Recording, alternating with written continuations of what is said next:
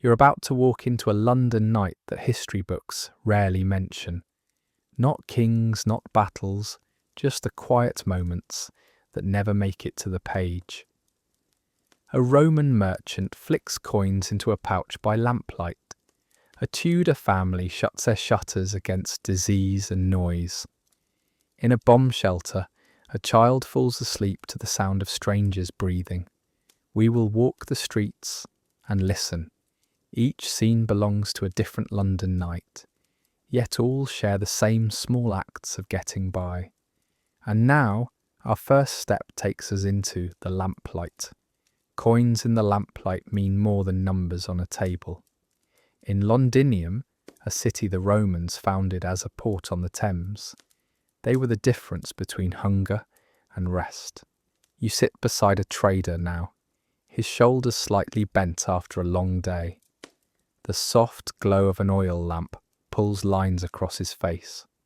A coin turns slowly in his fingers before joining the small pile on the wood before him.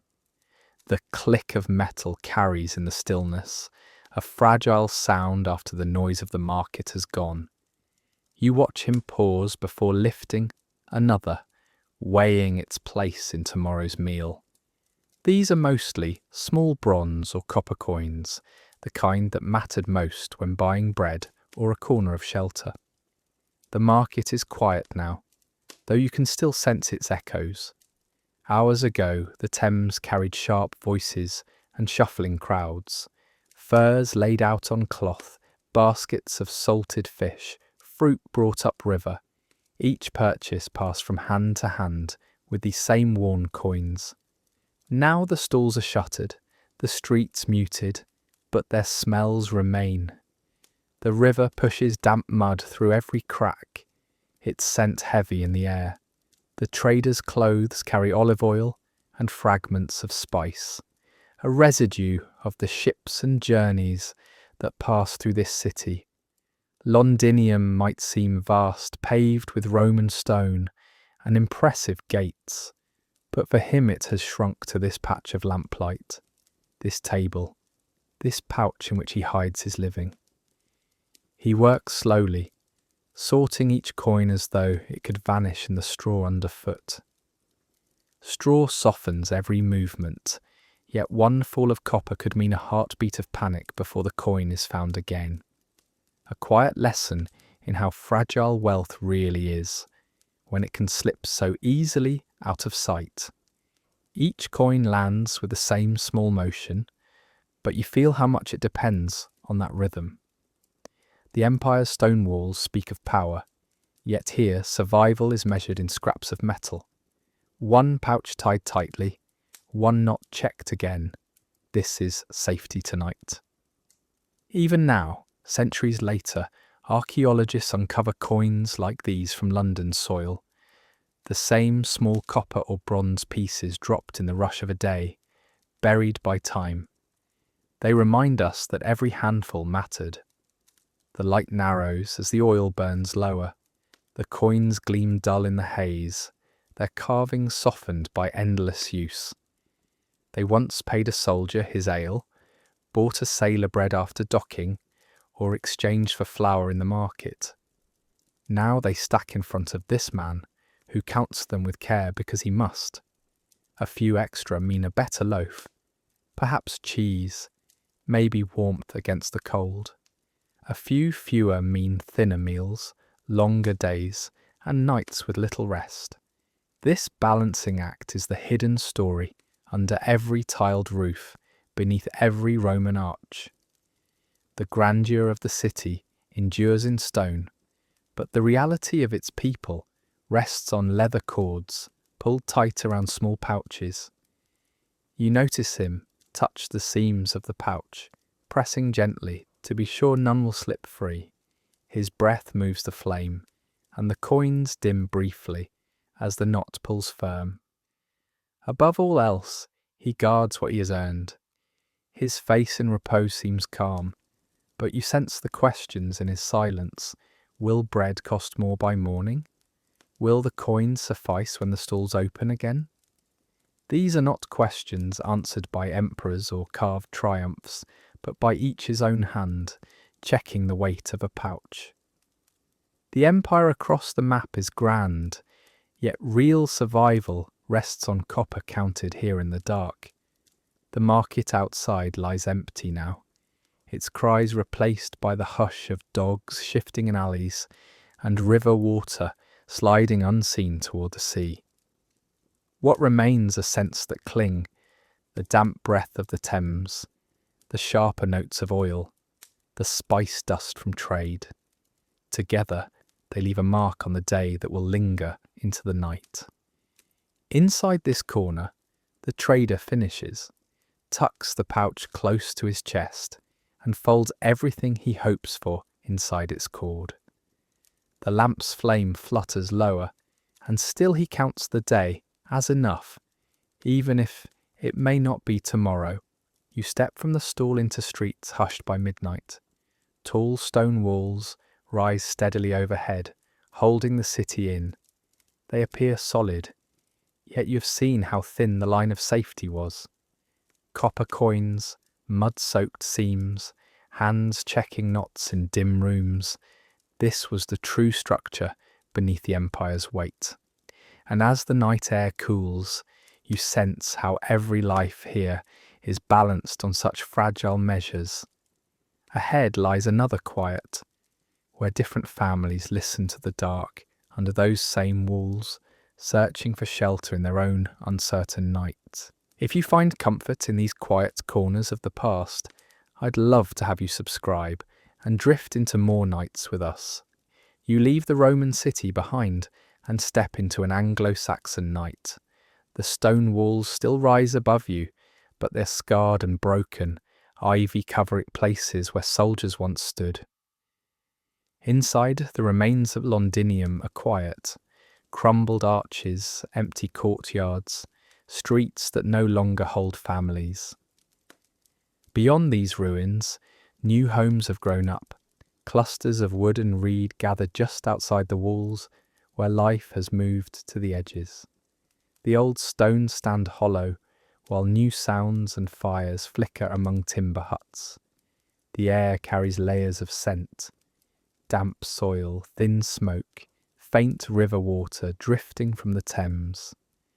A house squats low to the ground, with its roof of thatch and reed. Thin shutters pull tight against the dusk.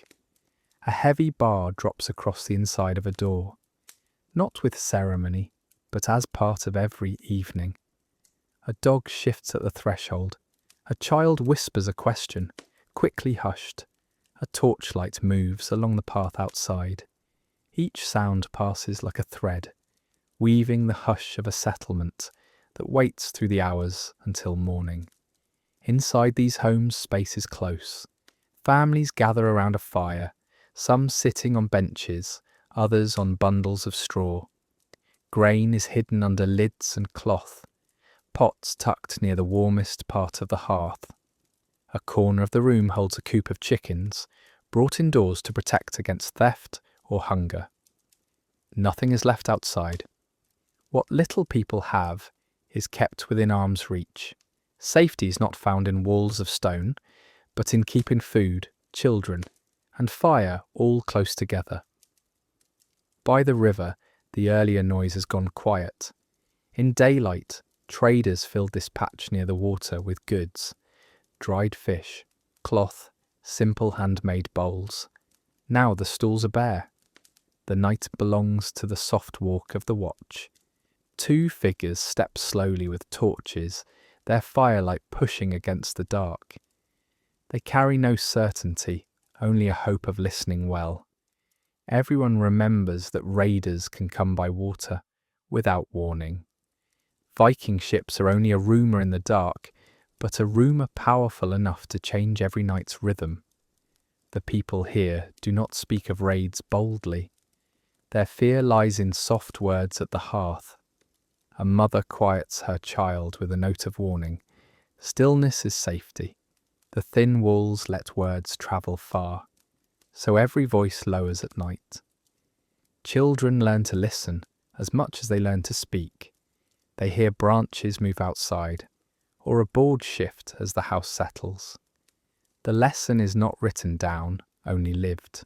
Trust silence and trust the ears that are always open. The roofs hold reed piled in layers. In the rain, drops slip through, in narrow lines, spattering into bowls and onto the earth floor.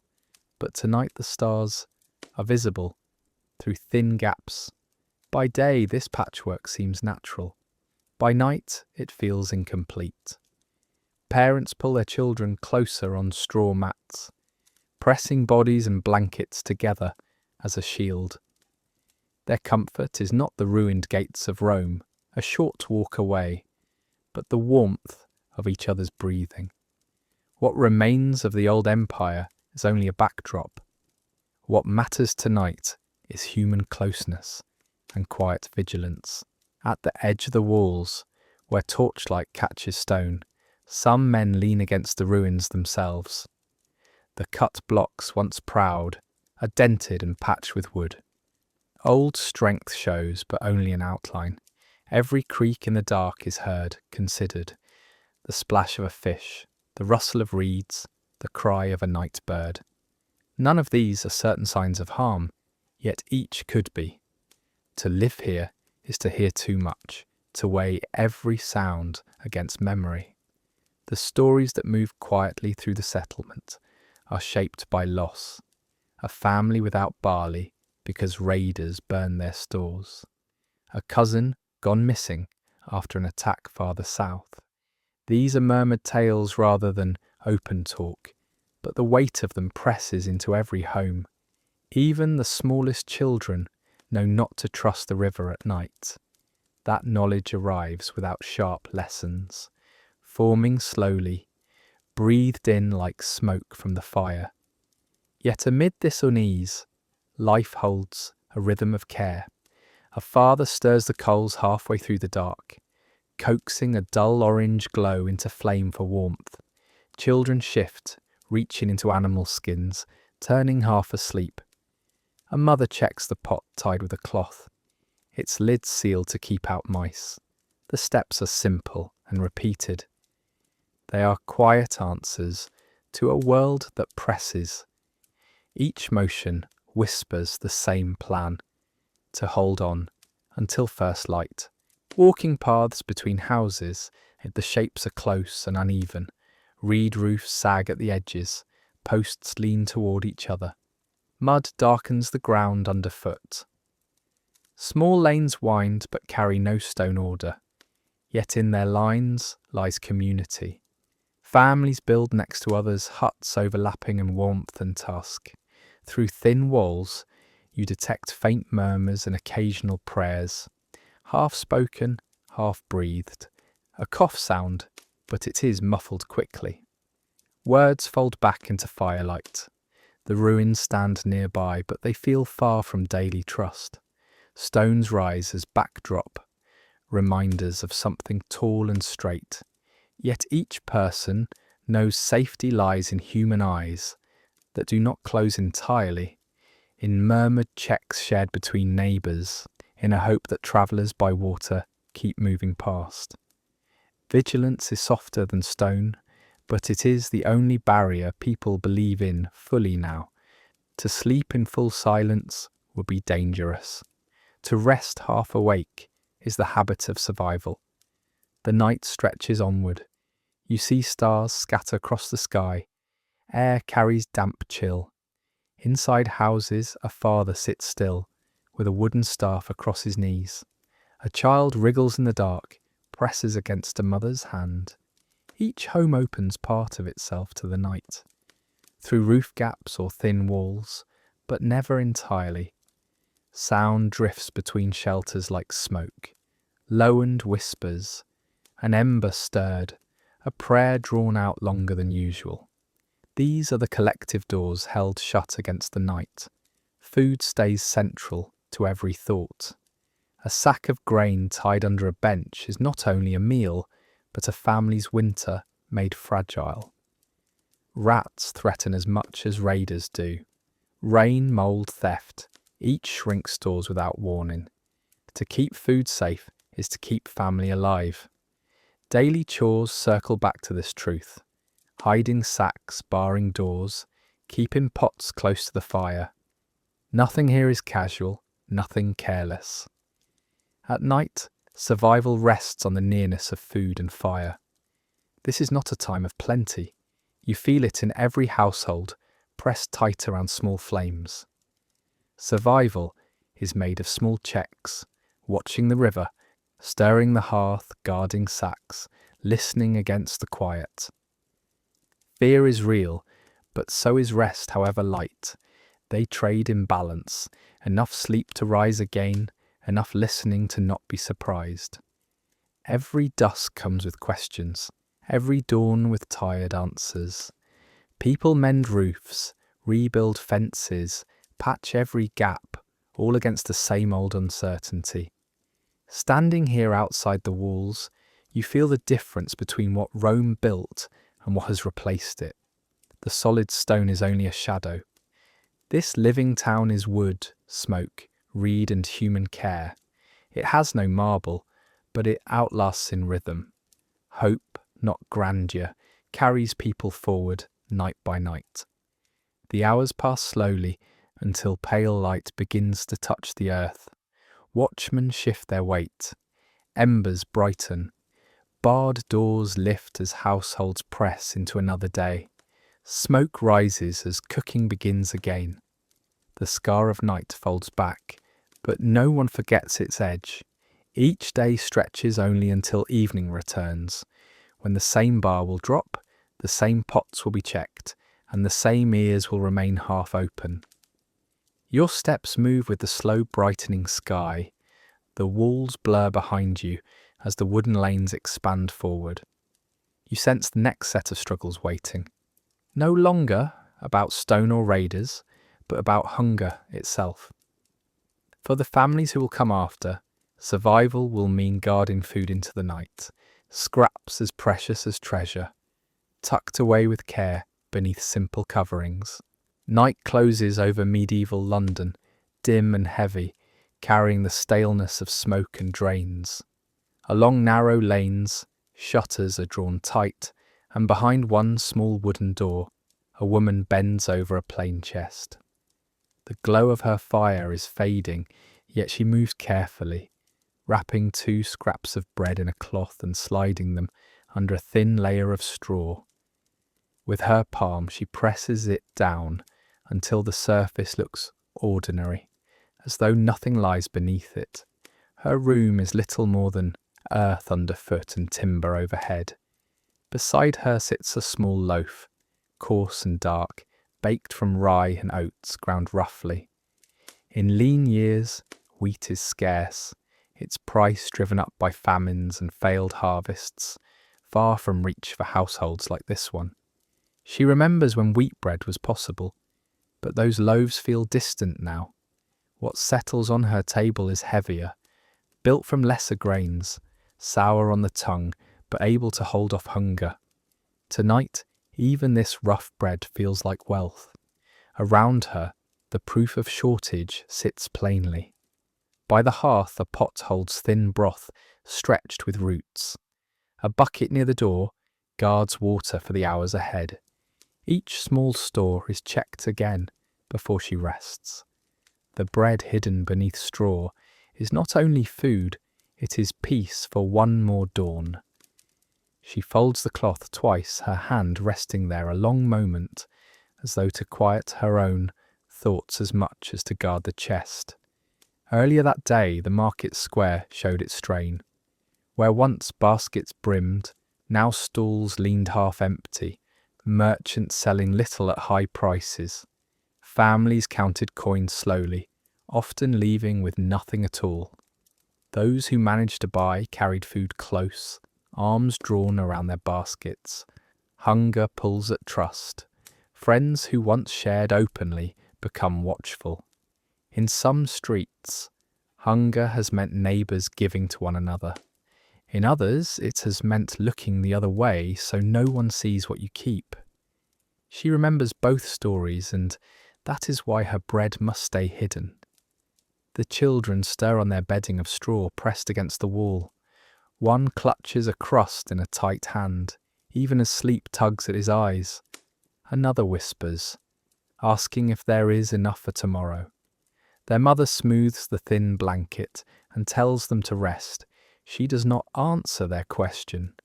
Promises cost more than she can risk, but her touch and her voice carry what comfort she can. Hunger makes a night long. It brings restless turns and small sounds in the dark. For her, the chest is more than wood and straw.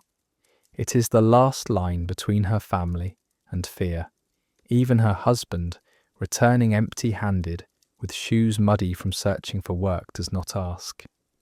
He glances at the chest, knowing what lies within.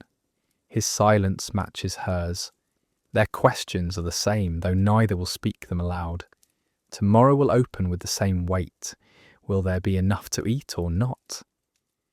You lean closer and notice the bread itself. The crust is rough, the colour dark, the shape more dense than light. It chews grainy, with flavours from beans and peas ground into it for bulk. It lacks the softness of better loaves, yet fills the belly enough to keep strength through the day. Over time, people have taught themselves to accept the coarseness because acceptance is easier than going without. Each bite may be hard, but every crumb carries the shape of endurance. The night outside lies shallow, broken by faint sounds, a dog barking far off, cartwheels creaking and then gone. Inside, the house is quiet but not at ease. The woman leans back against the chest, shawl pulled tight, eyelids heavy. She listens between breaths for the scuffle of rats under walls or for footsteps too close to her door. Her body grows tired, but her ears do not. In hunger, sleep feels fragile. Peace comes not from locks or watchmen, but from knowing the bread is hidden, wrapped tight beneath straw. In nearby homes, the same pattern repeats. Food is stored in odd corners, cloth coverings pulled tight, scraps hidden from sight. Families whisper prayers before lying down. Some neighbours share small gifts from their store, others guard theirs with silence. Each house carries its own blend of kindness and caution. In times like this, survival bends both ways. The streets remain dark, yet they thrum silently, with choices made for family, choice by choice, bread by bread. You let your eyes wander the room again. The chest sits plain, its surface rough with use. On any other day, it would mean nothing at all. Tonight, it holds the shape of safety. More than coins, more than tools, that simple hiding place carries life through until morning. Even the children's dreams seem tied to it, their hands still hovering near the last crusts on their mats. The room cools, the fire sighs lower, and still their breaths circle the same small hope. The silence stretches, yet it carries weight. You hear straw shift slightly under the woman as she settles to guard the chest. A protest from the timbers breaks the hush, a board giving a soft groan above her head, then nothing again. Her thoughts move not toward plenty, but toward tomorrow's crumbs and the courage to hold what remains. Here, survival is not a noisy effort, but a quiet defense, the closing of a lid, the folding of a cloth, the guarding of a breath. In this one small room lies the truth of famine's hold. Hunger has drawn lines around every act, forcing thrift and watchfulness in homes all across the city. Beyond the lanes, stone buildings stand black, markets unruly, and yet the real measure of survival rests here, beneath straw. What riches can weigh against the security of one hidden loaf? The woman knows the answer, and so do her children, even in half sleep. The night thins as hours sink deeper. The woman's head bows slowly, though her hands still rest near her chest. The fire drops to ash. Around her, the city grows quiet enough to carry the sound of river water pushing against its banks. For now, the hunger is held at bay. For now, the bread lies safe where no rat or hand can touch it. This night will bring them through thinly into the reach of morning light. And yet, as you sit within the hush of this dwelling, a shadow hangs heavier than famine itself. You sense it in the air, in the smoke that lingers around the beams, in the fragility of lives that depend on fire no less than bread. The city stirs in ways that hunger alone cannot shape. Soon another kind of night will fall, one born not of empty fields but of swift consuming flame. Its mark will not be hidden beneath straw. It will burn into every wall and street. And when that night comes, London will wake to smoke and ruin spread as far as the eye can see. Morning in London has broken into silence unlike any before. The fire is gone, but its shadow lingers. You stand on streets where the walls are scorched into black, and familiar lanes no longer hold their outlines. Roof beams sit as crooked skeletons, still smoking in places. Stones wear streaks of soot like bruises. This was the Great Fire of 1666, and its wound lies open across the heart of the city. Everywhere you look, the air presses against you with the bitter weight of ash. It settles on your skin and clings to your throat with every breath. A broken jug lies half hidden in the ruins, its sides blistered from heat. A child nearby sits silently, his face streaked dark where tears cut through the soot, hands curled tight around one blanket. Not far away, a woman bends with a broom of twigs, clearing a small square of ground where her doorway once stood. These plain gestures feel louder than any cry. Families gather among heaps of timber and stone. The things they saved are tied into rags. Pots missing handles, a blackened candlestick, a chest too small to hold more than scraps.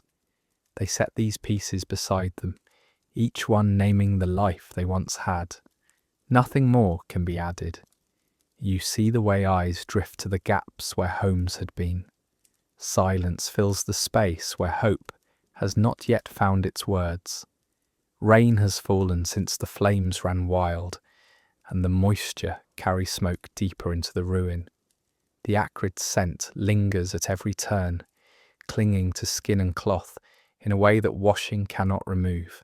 Black dust mixes with water into a paste that rubs into shoes, smeared across door stones and hands alike. Walking through these streets means carrying their stain, as if the city has branded each person with its memory. Children trace the wreckage, scavenging for boards half burned but still sound enough to carry. They drag them into small piles, the wood sharper with soot and brittle under touch.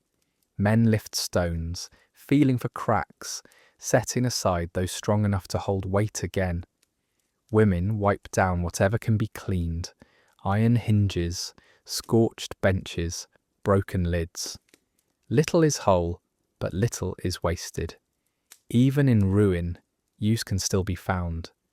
The shelters people shape for themselves feel thin. Carts pulled to the edges of the city are covered with fabric stretched across uprights, families making space to lie in rows beneath them.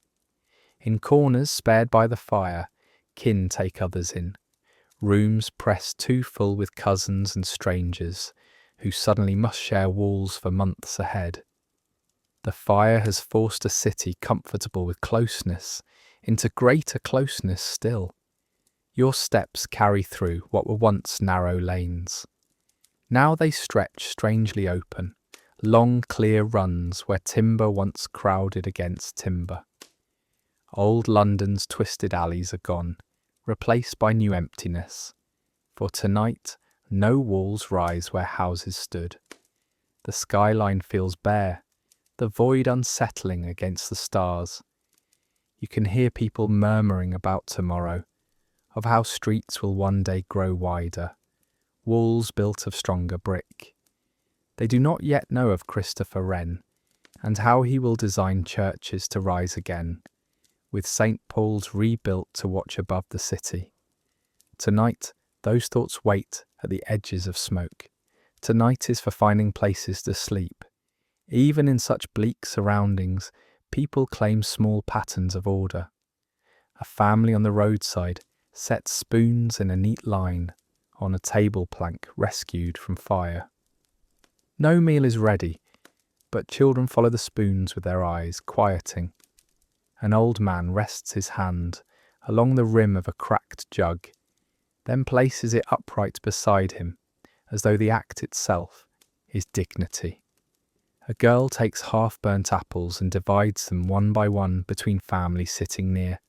Nothing wasted, not even fruit charred along the edge. These gestures may not feed hunger fully, yet they stitch lives together against despair. The fire has touched everything, even the city's great church. St. Paul's lies shattered, its vaulted roof buckled into rubble, and its walls split under the heat. The gap it leaves feels larger than the ruin itself, a hole in memory, in identity, in what the city thought was unshakable. People stand silent before it, eyes fixed upward at the sky where towers should still rise. The absence is heavier than the ash underfoot. Night spreads across this ash-filled city, though no flames leap anymore. Instead, red pinpoints smoulder from beams hidden deep in the rubble. Smoke unwinds in thin ribbons still, lifting towards stars that pierce through for the first time in days. Families lie close across dirt paths, covering themselves with cloaks, though even the fabric carries the weight of soot. Whispers move among them, names of kin not seen since the fire began. Worries traded softly, some silences too deep for words. Sleep arrives in fragments, thin and restless.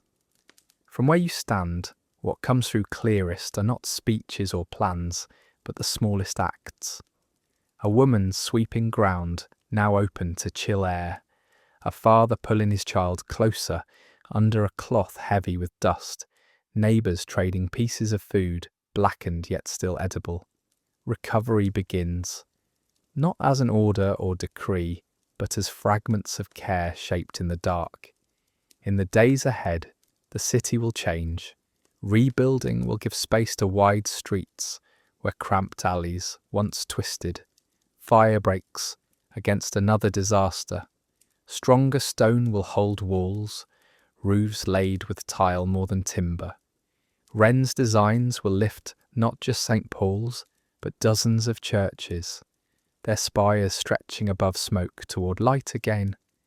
Those things belong to the years beyond. Here now, survival means simply pressing through the hours, guarding what few belongings remain, seeking enough sleep to rise with the dawn. The fire has stripped London of its shape, but dignity takes other forms. You see it when families arrange their cracked fragments into circles mimicking rooms, or when they set tables upright just to sit beside them. You see it in hands that clear soot from thresholds, even if walls no longer surround them. You see it in the quiet that falls between neighbours, sharing burnt apples as though they are feasts. These are the small signs that life refuses to stop. Before dawn, the embers cool at last, their glow fading into grey. The city wakes to stillness, roofless and bare. Soot remains on hands and lungs, too deep to shake away. Though the skyline is broken and familiar places gone, the rhythm of persistence has already begun. Bundles unpacked, boards stacked, food divided, blankets adjusted over shoulders. The night has not offered answers, it allowed only endurance. Yet even endurance builds a shape. You notice it in the way families move close, rooms imagined into being with the placing of a jug or the smoothing of a blanket. These acts will thread forward into mornings, filling absence with quiet determination. And though this night ends, smoke will not vanish from London. Time will bring a different kind of darkness, not the orange of flame, but a black soot drawn from chimneys and engines. Nights ahead will be smothered again, not by fire's ruin, but by air grown heavy as coal itself, pressing into lungs with each breath. In those streets, the struggle will take another form, yet survival will echo the same through small gestures and stubborn care. You step into a Victorian street, and the first thing you notice is the air. It clings to your skin and settles in your chest as though the city itself is smouldering. Soot lies on brickwork in soft layers, spills through open windows, and creeps into every crevice. Locals sometimes call it the Big Smoke, and it is not hard to see why. Coal fires from homes and factories leave their mark on everything. Even the grass in the parks looks grey, and sheep graze dark against it, their coats matted with fine soot that never truly washed away. Each house breathes the same haze inward. Walls are tinted, leaves pressed flat with grit, laundry stained before it can dry. The chimneys stretch without pause, their clouds looping heavy in the sky. You wipe your hand along a railing and carry away a black streak that smears across your palm.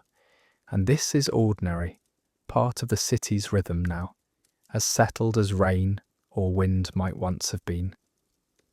The work that drives these chimneys hums without rest. Listen for a moment, and you hear the clatter of belts and pulleys, metal striking metal, wheels turning. The glow of factory windows spreads orange across the streets, shifting to a dull red as the night thickens.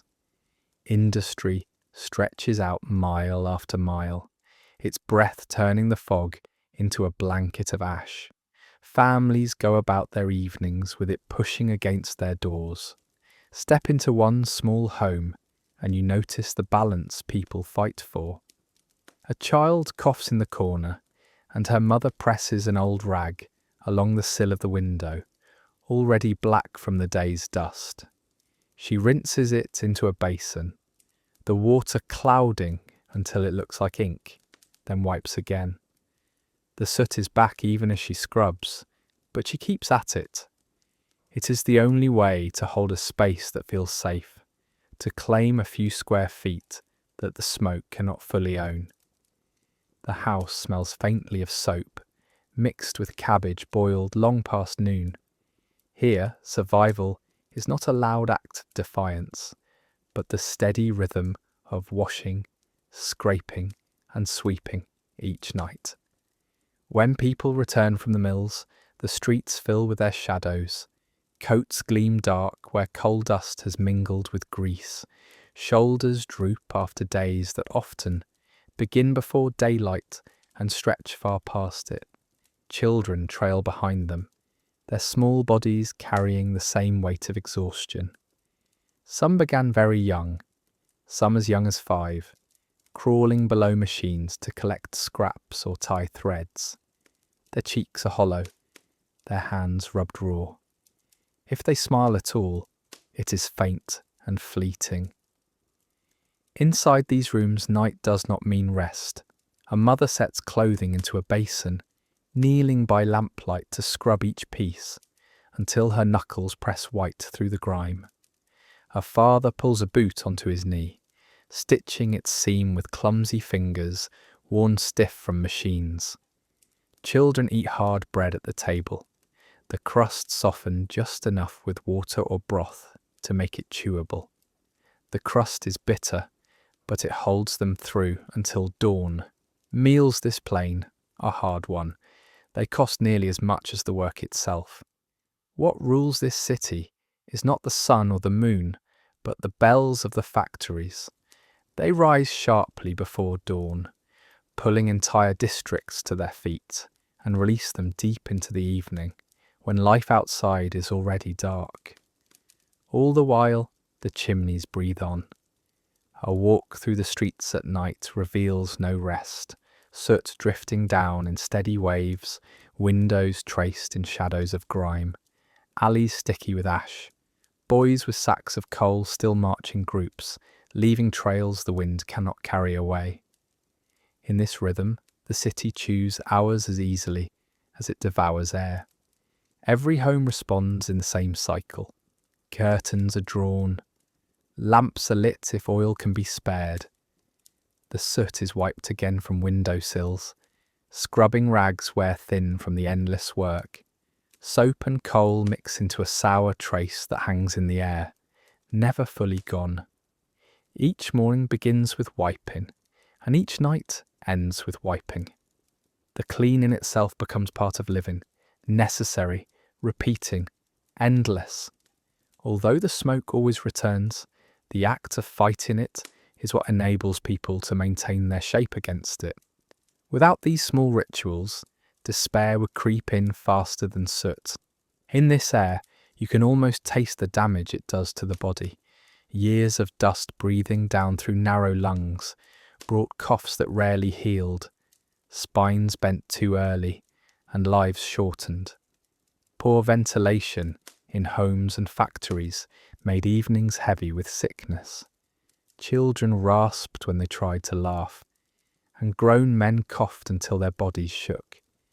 This was not just smoke that stained fabric, it was smoke that lived inside each breath, slow in its mark but relentless. And yet, even here, there are traces of hope. A father, tired as he is, lifts a book and urges his son to read. The words stumble, the letters blurred half in shadows. But effort alone matters. Parents squeeze out hours stolen from sleep so their children may start building futures outside the machines, even if the pages are stained as their clothes are. 2 hours of lessons were promised by law for children in some factories. A small victory pulled slow through Parliament. Young ones still dragged themselves home exhausted. Yet the idea of learning had begun to edge in alongside the grind. Whispers of change circulate, though never fast enough for those who breathe this air each night. The factory acts, the promises of shorter hours or chances at school, hang like distant bells, audible but faint. The Mines and Collieries Act keeps children and women from underground tunnels now, and the 10-hour bill speaks of rest at last for women and young people. Though the improvements feel more dream than reality, for most, soot still dictates, filling not only rooms but futures. Walking along the alleys, you pass lines of washing strung high and heavy. They do not flutter white, but sag grey by dusk, already shadowed again with grit. A woman beats dust from a blanket, even as a fresh layer falls. Her balance is not in winning against it, but in refusing to leave it longer than a night. Cleaning has become a household's second occupation, matched only by survival itself. This is progress in its most brutal form. Machines roaring, jobs abundant, coal feeding the city, and yet in the silence of the night, the real progress is families who scrub and sweep enough to make tomorrow livable. You can still hear laughter now and again, carried softly between rows of windows. Tired children tumble across mats, mothers speak through cracked voices of stories remembered, fathers crouch by tiny tables, and peace boots back together. These small pulses of life resist the heaviness outside. Smoke slips into every space, yet it has not caught everything. It cannot choke out the stubbornness of finding comfort, of turning one crumb of bread into supper, of gathering families around a lamp, too dim to truly light the room. As the night moves deeper, lamps flicker low, rooms hush enough that the soft cough of one child seems to echo, then fades into silence again. Outside, the chimneys do not pause. Ash rises, drifts, and settles back down in the same cycle it always has. London keeps burning through the hours as though it can never stop. Families draw themselves tighter under covers that already smell of smoke, resigned to waking with the same black dust waiting on their windowsills. It is not victory, but endurance. Each life continues between layers of soot, every breath reminding them of the cost. This is what it meant to live in the big smoke, to greet every day with lungs filled by the city, hands marked by coal, walls dimmed by shadows that no cloth can fully remove. And still, despite this weight, homes remained alive, scrubbed, guarded, worn through, yet carried forward. And beyond these nights of soot and coughs, another kind of darkness waits. Soon it will not be chimneys, but the sky itself that drags sound and smoke down into the city. Families will once again gather in small spaces, pressed together for safety. In that chapter, survival will come not from sweeping dust, but from finding stillness underground. You step down the narrow stairs into a tube station at night. The first thing you notice is the sound of breathing. Hundreds of quiet breaths rising and falling together, filling the tunnel in a steady tide. The air is cool, but damp as though it has seeped into your coat already. The walls around you are raw concrete, cold even at a distance. Electric lights flicker above, making a pale glow across blankets spread on the platform. People lie side by side, families pressed close, each finding space where trains once waited. Some nights, tens of thousands slept here, packed together into what felt like a hidden village beneath the city. The feeling is both refuge and reminder. Above ground, households wait for sirens, for bombs that level whole streets. The trembling still reaches underground, muffled yet clear enough to make shoulders tense. Some close their eyes tightly, hoping for rest. Others glance upward, at each rumble, knowing exactly what it is. Everyone keeps something close, a ration tin, a battered gas mask, a child's worn toy. You walk among rows of blankets, hearing only soft voices, words kept short so as not to travel too far. It did not begin this way. At first, the government discouraged people from sheltering in tube stations, urging them to find safer places. But need was stronger. As the raids continued, families climbed down anyway, carrying blankets and tin cans. Soon the authorities gave way, and the tunnels grew into communities of their own. What began as desperation became a kind of nightly routine. Here order comes in simple patterns. Faces sink into stillness, breaths join into rhythm, and the wardens walk slowly down the rows with clipboards, counting again and again. A kettle sits steaming on a crate stove, shared mugs carrying warmth into cold hands. Neighbours lean toward each other, breaking bits of bread or fruit to spread among children who have already eaten their own. It is survival, softened by community. The bombs above mark fear, but food and tea below mark dignity.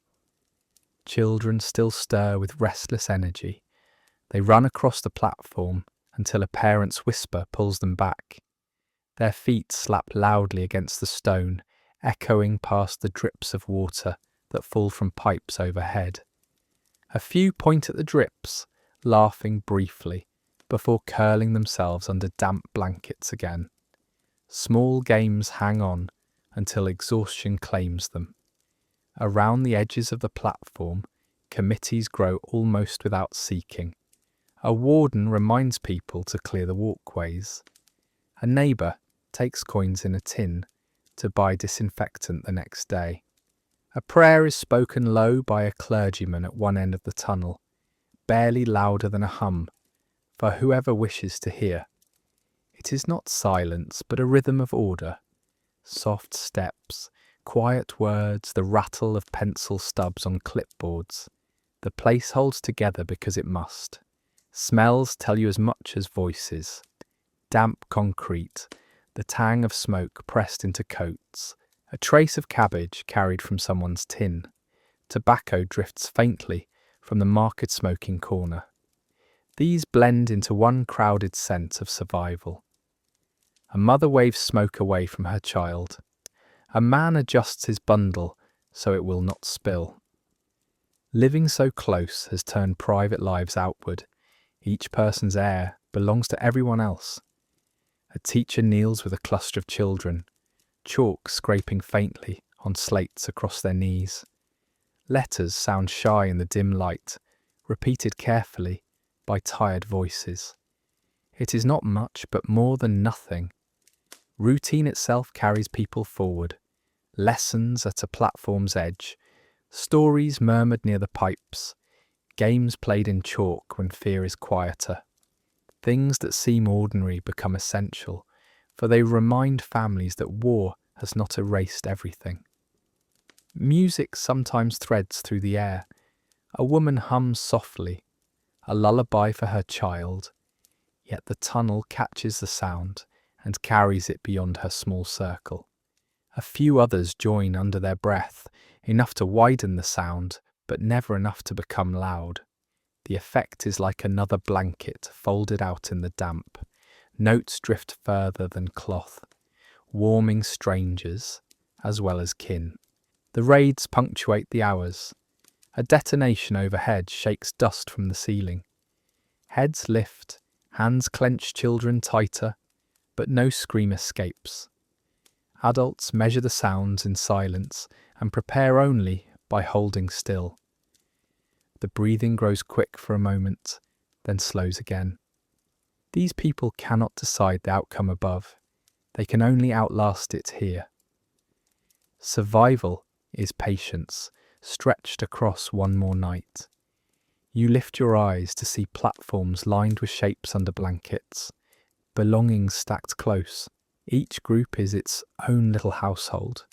Pots beside coats, tins near shoes, bundles tied with string. Together, it becomes more than households, a city set underground. It has no streets, yet its walls hold the murmur of order, of life without daylight. What strikes you is endurance held quietly. A woman brushes crumbs from a cloth, folding it smooth despite cracks in the floor. A child clutches a toy soldier, asleep with his hand closed hard. A man sits upright, boots still laced, his hat pulled low across his eyes. These are gestures of care, not defiance. The dignity is plain, found in acts as small as tidying one's own square of stone. As the hours lighten above, the atmosphere shifts, sirens fade, rumbles thin. No one rushes up the stairways yet. Families stir late, pack blankets, repack tins, tie ropes around bundles heavy with dampness. Clothes carry the musty smell of concrete and close air. Faces are tired, but they rise. Above lies another day of queues, shortages, tasks that feel endless. But here, underground, they forged enough safety to begin again. You pause before leaving, listening to the tunnel after many have gone. The echoes do not clear with them. They linger, the murmur of prayers, the shuffling of boots, the hum of songs. It feels as though the walls keep the memory. For a night, this space has been something greater than shelter. It has been a village shaped by patience, by sharing, by quiet order. The war is still waiting up above. Life will not pause for those who survived the night here. People climb into the grey dawn to face lines, rations, and whatever the city allows them that day. And yet after so many nights, the tube holds a trace of what kept them steady. Care shared in close quarters and dignity held in small persistent ways. In that memory, the quiet endurance of London remains, pressing forward into another morning. The morning feels damp and slow, the sky still grey from the night. You stand in a line that stretches quietly along the street, a coupon pinched between your fingers. The shop ahead has yet to open, but already coats and scarves gather under the drizzle, the line moving only in shallow shifts of feet on wet stone.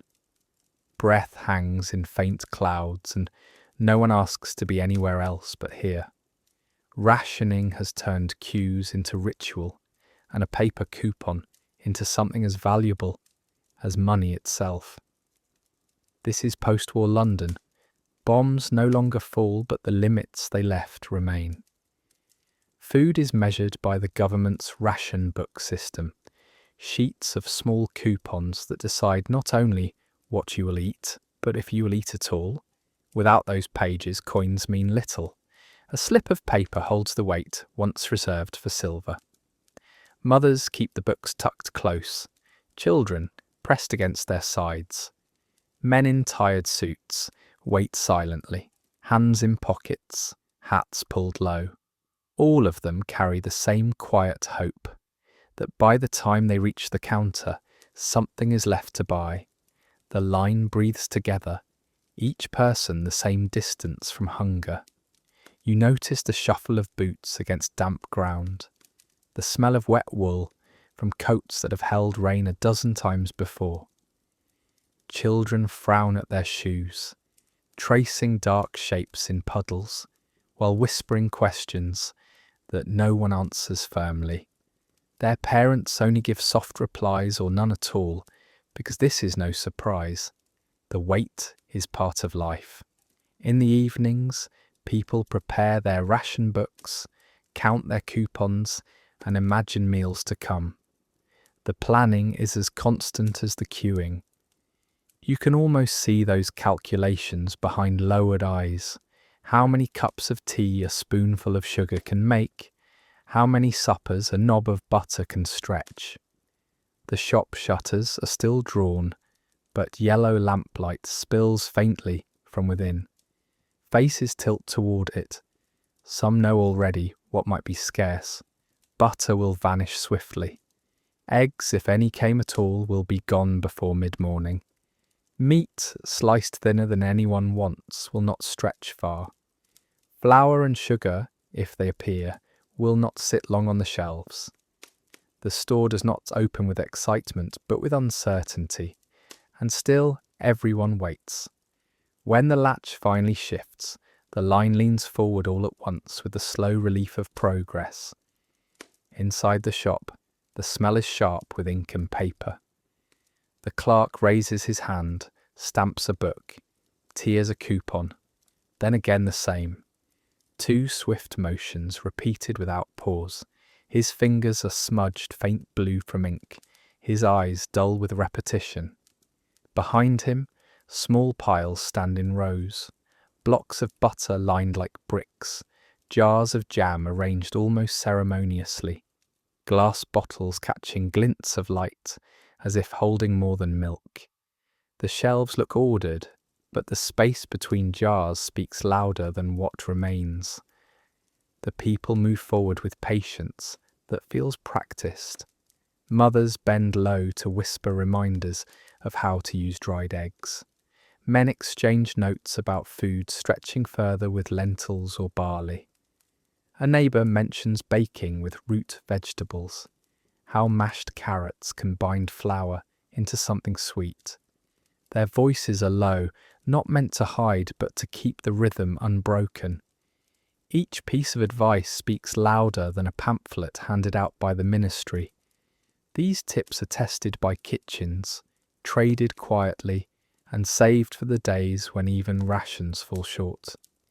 You notice the way the line advances. A page turns from the ration book. A stamp presses down. A coupon is torn away. A packet is handed forward. The sound of paper and stamp echoes sharp between soft voices, as steady as a metronome. Each person gives up a slip and gains a bundle. No more and no less. Coins come last, almost as an afterthought. What truly changes hands is the marked page crossed through until the next week.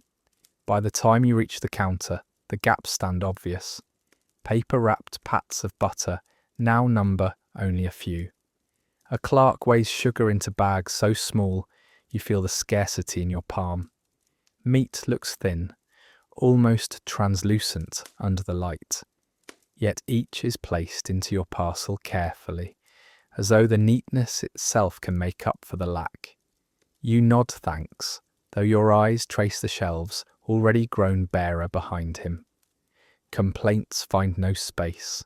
No one argues with what is absent. Gratitude, even if muted, carries more dignity here. You step outside again, the parcel barely pressing weight against your pocket, yet carrying meals for days. The drizzle continues, heavier on your coat now, though you feel the lighter pull of having gained something.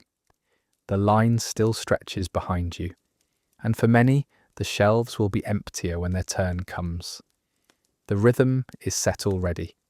Tomorrow another line, another page stamped, another wait under a grey sky.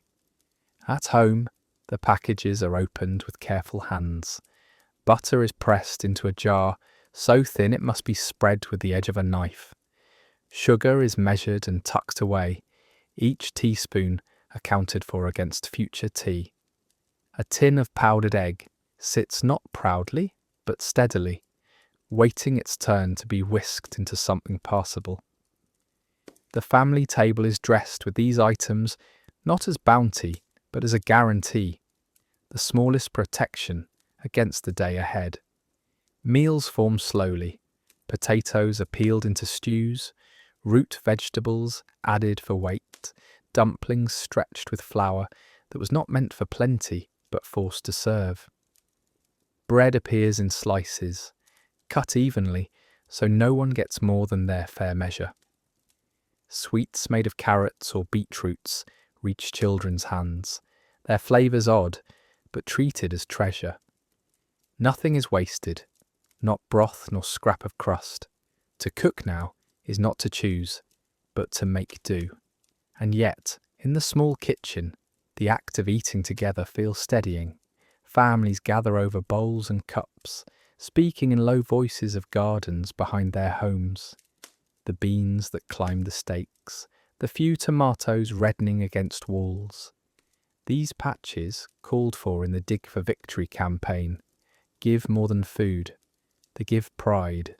Children remove handfuls of carrots, as though they were prizes, proof that the earth itself is still on their side. A single cucumber, lifted high, feels like victory greater than a sugar bag from the market. Every crumb carries meaning.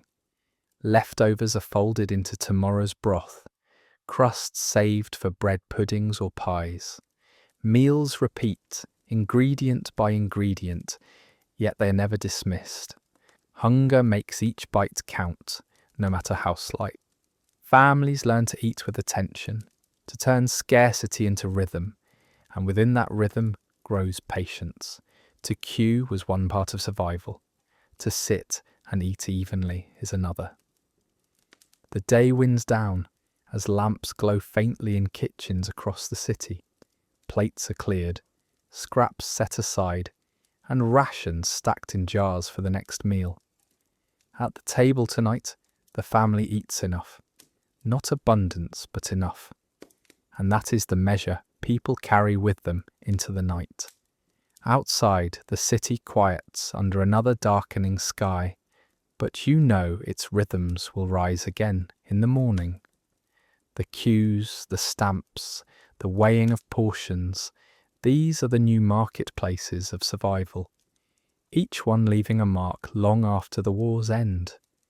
And as you finish this day's meal, you find yourself thinking of other places where food has always been gathered, measured, and shared. Markets echo the same struggle in different forms, their walls holding the weight of both scarcity and everyday hope. You step beneath the quiet arches of Borough Market at night. The stalls are shuttered, their counters bare, yet the stone still holds the day's scent, warm bread and sharp coffee. The air feels thick with memory, as though the echoes of 1,000 days of trade remain suspended, waiting to rise again in the morning. Your footsteps tap against old flagstones that have felt the same rhythm for centuries. This spot has been a trading place for nearly 1,000 years, and an Act of Parliament in the 1750s secured it here for generations, placing it under a charitable trust that continues to shape the life of the market today. Markets have always held survival in their air. Think of the medieval lanes in Southwark, thick with noise, women straining beneath baskets, forbidden from sitting, butchers pulling reluctant cattle down cramped streets, the clatter of scales measuring grain, each handful watched closely by hungry eyes. Then the mid-19th century arrived with iron and glass, enormous frames designed to let in light and push food swiftly across a city fastened to its railways. By the Victorian years, traders bustled beneath bright roofs, while locomotives thundered past, yet each seller still counted coins by lamplight, hoping that enough remained to feed their own household. And today's scene comes last. Modern displays under clean bulbs, neat chalked signs for cheeses and greens, stalls decked like shop windows, yet rooted in the same daily worry. Will today's sales be enough to manage tomorrow? These stages share a single thread. Food carried people forward through each uncertainty. Borough Market held that role, and across the river, Billingsgate filled another. Billingsgate was London's fish market, alive with barrels cracking open at dawn, air stinging with salt and scales. For centuries, both places worked in tandem, grain, fruit and bread to the south, fish to the north. Together, they made sure a city stretched across centuries of change still had meals to place on its tables. Night makes it easier to feel these layers. With the stalls closed, scents linger loosely in the air, bread's warm echo, fish sharp against the stone. You walk through arches that look almost museum-like in their silence, yet nothing here is displayed in cases. History breathes unguarded in the damp stone underfoot, in the rough iron beams overhead, in shutters pulled down against night. If you stand still, you can almost hear the melding of time. A fishmonger's call carried faintly through old stone, the thud of a butcher's blade on worn wood, the soft clink of coins dropped into wooden tills. These moments overlap, fading yet never entirely gone. The survival of custom shows most in small gestures passed forward. Watch the sellers greet each other at first light. A handshake still seals trust more firmly than a contract. Wooden tills still open with the same creak, their surfaces smooth from years of palms, counting out earnings. Traders still rise far earlier than the rest of the city, because to be first is to have a chance at enough. These rhythms are not quaint, they are endurance repeated across lifetimes. Yet alongside this weight of routine, markets always carried fatigue.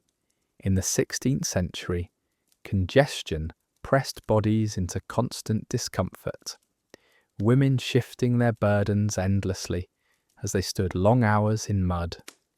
In the Victorian period, traders lifted crates with haste for fear of spoilage, each unsold stack a risk to their own table at home.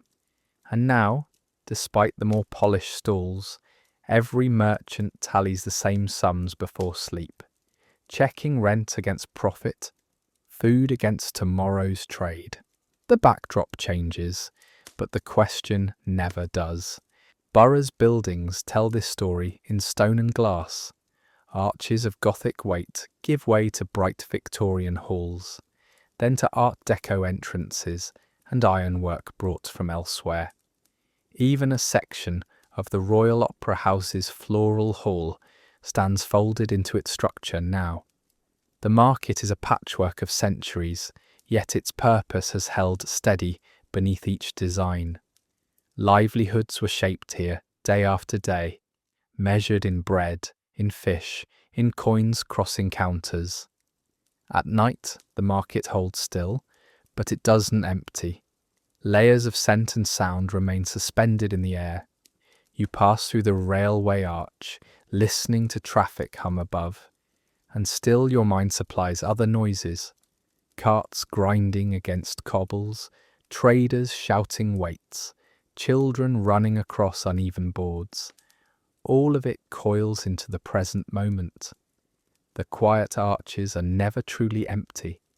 They are saturated with what came before. Think of a boy following his mother through a medieval crowd, her basket heavy with apples to sell. Think of a Victorian porter heaving crates under the iron canopy, sweat streaking his face in coal light. And think of a present-day seller wiping down counters, straightening a display, coins clustered in a small wooden till. He will count once more before locking the stall. These figures never stood together in time, but they share the same gesture, carrying survival one day forward into the next. The market proves itself most clearly in these continuities. Sellers sweep crumbs from boards, just like others did centuries earlier. Coins still fall the same way, metal against wood. Meat, fish, bread, grain, always the same core goods, differently wrapped, but the weight unchanged. Buyers count carefully, leaning across counters, asking whether it will stretch far enough. The words modify, the concern endures. By the time you leave, the space feels folded in memory. Borough Market is no monument. It is still alive, but its bones hold what countless days pressed into them. It reminds you quietly that tomorrow's meals have always depended on the same small acts: early rising, long hours, careful bargaining, coins counted before rest. Even as the stalls darken, the memory of fullness lingers, a reassurance that rhythm will begin again at dawn. Markets like these carry London's continuity. They bridge Southwark's medieval baskets, Victorian railway halls, and modern cafes, holding them all in the same arches. They remind you of every moment when people paused over food, whether grain, fish or bread, allowing survival to take form in ordinary exchanges. That rhythm is not loud, but it endures. And as you step back into the night, away from the ribs of iron and arching beams, you carry with you the knowledge that all of London's ages still breathe in this quiet space. Tomorrow's trade belongs to other hands, but the memory of counting coins lingers in the silence, as steady as a heartbeat. It is in that steadiness you realise the markets were never only about goods. They have always been about lives held in balance by simple numbers, small foods, and a bit of hope carried overnight. The arches remind you gently that what mattered then is the same as what matters now. Food gathered, coins tallied, rest taken against the weight of tomorrow. And when you think of this, the night leads you further still. Beyond arches and counters, past grain and fish, lies the truth that every family across London, in every age, settled into the dark with the same quiet need. A loaf tucked away, a coin counted on a table, a child pressed close against warmth. These are the threads that tie the city's nights together. Think of one quiet household in each age. A Roman child lies on a straw mat beneath a fading lamp, his father still turning coins at the table. A Tudor widow pulls a thin blanket close, while bells echo through a city bruised by plague. A Victorian worker lies in a narrow bed, his pillow dusted with soot from machines that filled his lungs that day. And in the last century, a family rests on concrete in a tube station, while the distant rumble above, unsettles their dreams. Each scene seems different, yet all fold into the same night. Food, shelter, and a watchful silence bind them together. These are the shared threads that have outlasted every empire, ruler, or war.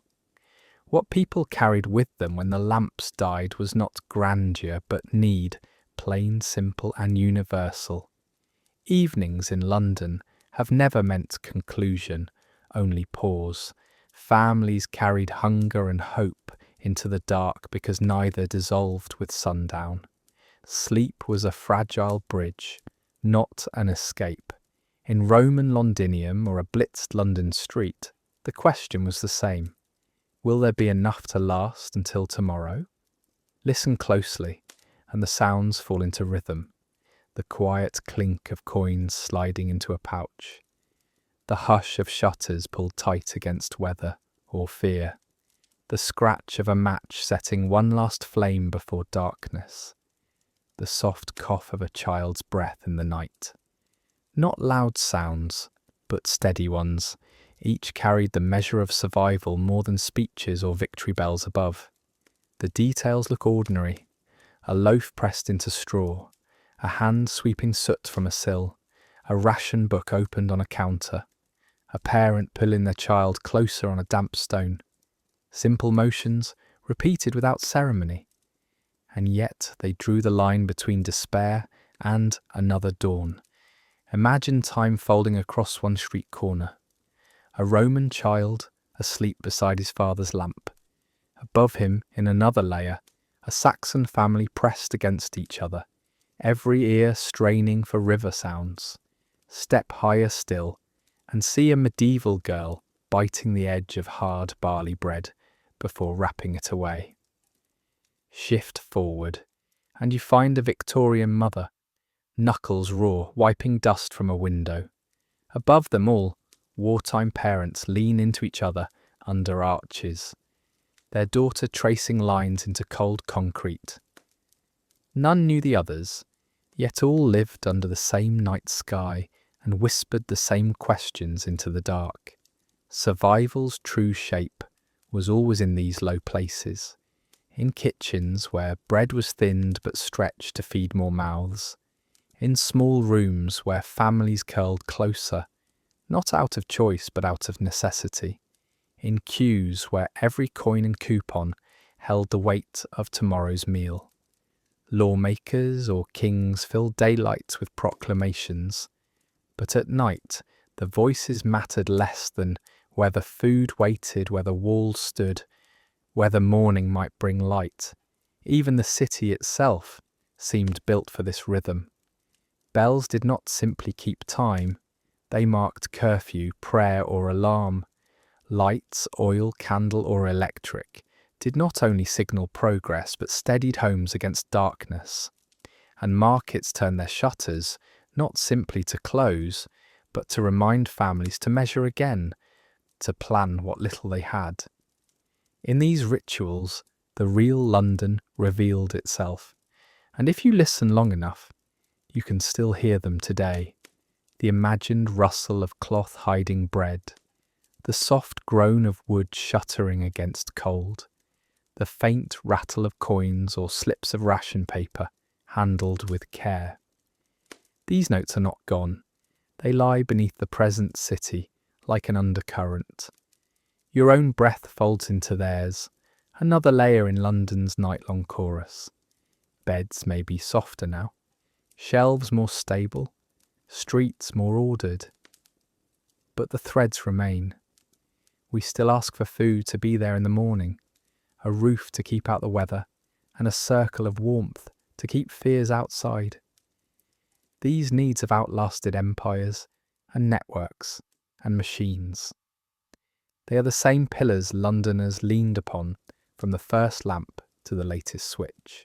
The grace of survival has always been quiet rather than grand.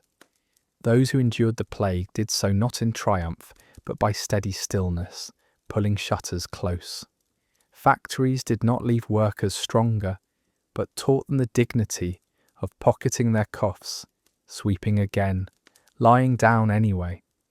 Families who hid bread beneath blankets or bent beneath soot found strength not in loud victory, but in persistence. In every century, survival wore the same face, soft, repeatable gestures. Every generation found its own noises to still before sleeping. Fires roaring, wheels pounding, machines rattling, sirens wailing. Yet each person ended the day by closing their eyes with some fragment of trust. A single hope folded underneath the blankets. That morning would arrive. The city lived on, not because it won grand battles in daylight, but because ordinary people counted enough to believe in dawn. So tonight, you meet that same rhythm yourself. You set down the strain of today, stack it quietly at your side, and give yourself to rest. In that act, you join the lines stretching back through Romans, Tudors, Victorians, and families huddled under concrete. Their breaths became your inheritance. Your breath becomes part of theirs. The continuity lies not in monuments, but in this quiet.